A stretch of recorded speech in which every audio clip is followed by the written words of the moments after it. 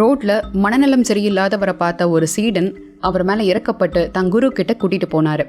அவரை பார்த்த அந்த குரு அவரை அப்படியே ஓரமாக அந்த மூலையில் உட்கார விடுங்க, சாப்பாட்டையும் தண்ணியும் முன்னாடியே வச்சுருங்க, பசிச்சா அவரே எடுத்து சாப்பிட்டுக்குவார், யாரும் அவருக்கு எந்த உதவியும் செய்ய வேண்டாம், அவரை கண்டுக்கவும் வேண்டாம் அப்படின்னு சொல்லிட்டாரு. இந்த மனிதர் திடீர்னு கத்துவார், கல்லை எடுத்து அங்கே இருக்கிறவங்க மேலெல்லாம் வீசுவார்.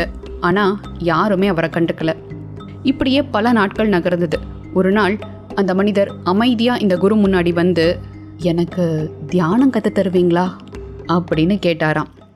தன் செயலுக்கு யாரும் எதிர்வினை ஆற்றலை, ரியாக்ட் பண்ணலை அப்படின்னா எந்த ஒரு பைத்தியக்காரத்தனமும் நீடிக்காது.